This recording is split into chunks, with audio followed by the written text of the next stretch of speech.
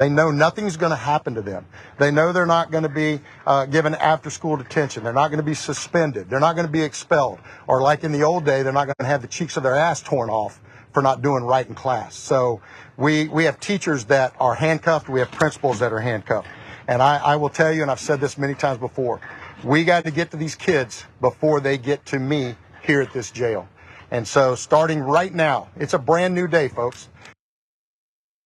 It is a brand new day, invoking the old days where you used to be able to have the cheeks of a kid's ass torn off if they acted up in class. He's talking about school kids there and how they're running amok, and now we can't literally tear the cheeks of their ass off.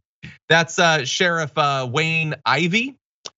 He's feeling emboldened because conservatives have taken over the school board there.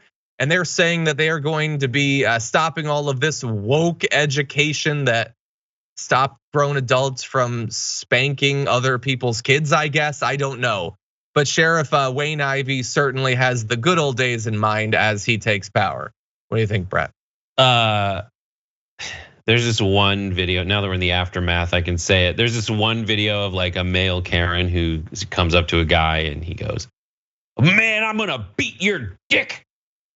Beat your dick into the ground." And the dude who's filming is like, what did you say? And even the guy who said it, "I'm gonna beat your dick," he knows it. And he starts like giggling, even though he's really mad.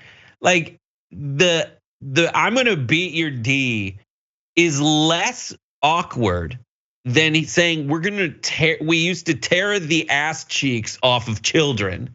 And that guy says it with a straight face. And worse, he says it triumphantly.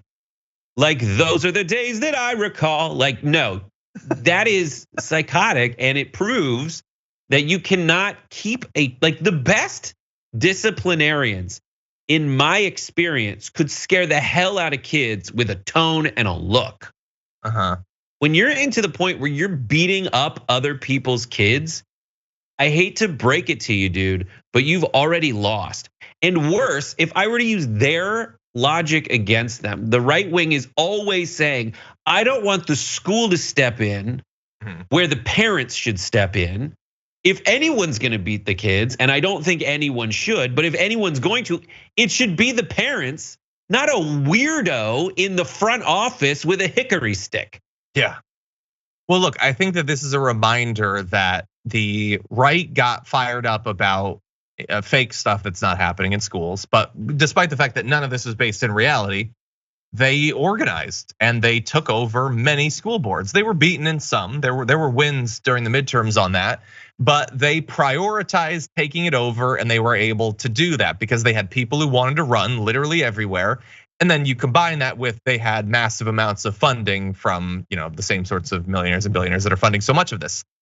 In theory, you could have a response. You could have progressives who prioritize taking over these school boards, not to bring back the glory days when we beat other people's kids or whatever, but maybe to actually make the schools what they should be anyway. I don't think that there's nearly enough attention on the left or even in the center on what goes on in schools anyway. There's not much national conversation about the large scale reforms that we should probably have. And I think that we could begin that process by getting people involved at the local level. We don't have to surrender these school boards to these absolute maniacs. We could start to compete there. Yeah, I mean, the culture war in general is we say things like, "Let's treat everyone with the dignity you would afford any human being."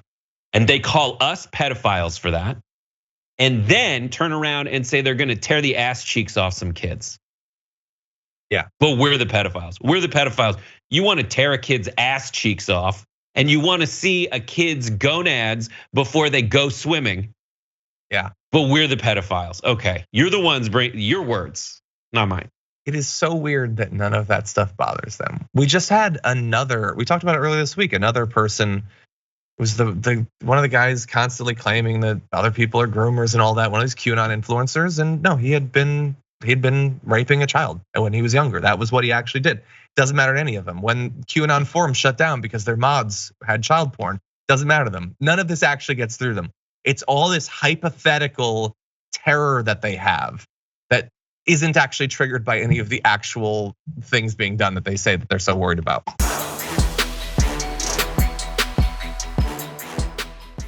Check out the Damage Report podcast each day, wherever you get your podcasts, whether Pocket Casts or Stitcher or iTunes. You can join me as I give you the news and stories you want, with a range of co-hosts and interview guests jumping in on the fun each day.